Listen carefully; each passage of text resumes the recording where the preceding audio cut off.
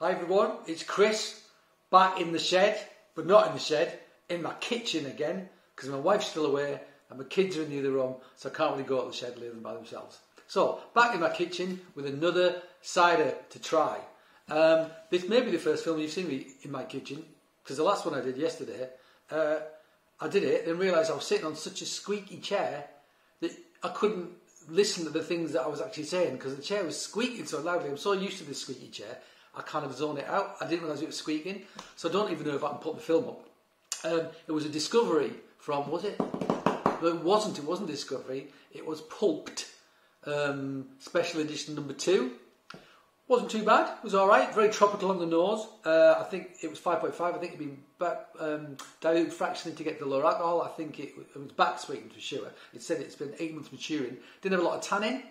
It was using something called Gilly, which was a new, relatively new apple. They said they used traditional cider apples, but I think that one came out of Ashton in the 90s.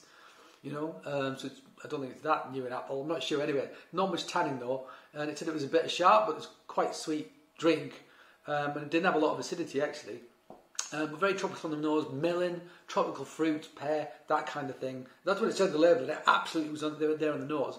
It was all right, just didn't set my world on fire. So because I'm probably not going to put that film up because it's so squeaky the chair.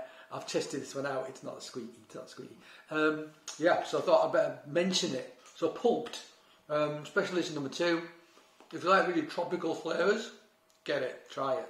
But that's not what we're going to try now. What we're going to try now is this guy, Ross-on-Wye Beauty of Bath. Now, I didn't get this from Ross-on-Wye. I didn't know they sold it. I saw it somewhere else and bought it.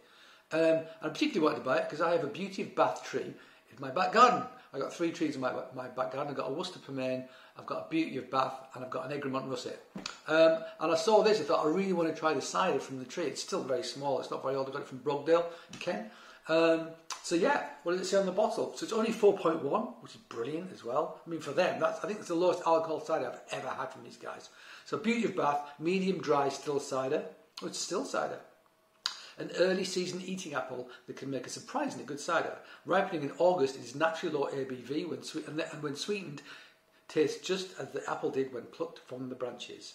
Okay, so they're back sweetening when sweetened. Don't know what that means.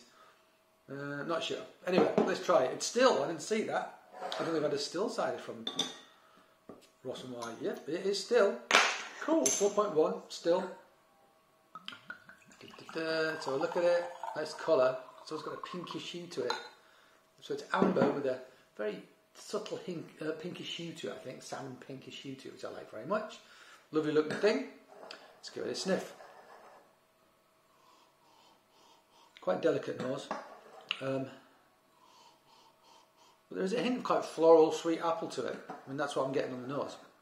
You know, that's what it says on the label, but sometimes you get what you get. It's not that funky. Am I smelling alright? Am I smelling alright? Am I smelling alright?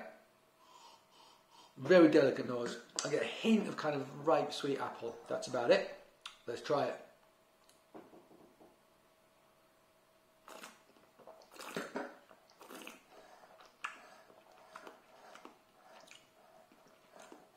Okay. So this does taste like it's made from a dessert apple. But it hasn't been sweetened like most ciders that are made from dessert apples are sweetened. So, I mean, in terms of the varietal, I guess this would be, I mean, it's Beauty of Bath, so it's West Country, but in terms of what the apple is, it's closer to what you get on the East Coast. But this is just a totally different beast. This is more Venus, I think.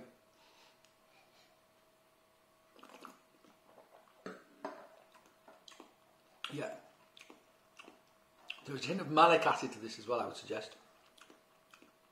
Minerality, nice acidity, soft tannins,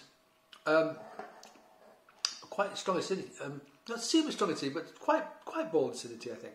And it's got, don't know, it sort of makes me think malic and then it makes me think lactic, so it's quite a soft malic if it is. But it's nice, it's really nice. It's really nice. And it demonstrates what you can do with dessert apples, you know, if you treat them properly. Let's see how they did it. Which batch is this and that? Batch D46 it is. I'm going to start reading out the batches from these guys because They make so many batches that if I try a certain batch of a certain varietal, then you get it, but you've got a different batch. It may well taste different. So I think it's important to say the batches. A batch D46 on this. Yeah, it's nice. It's Venus. It's like...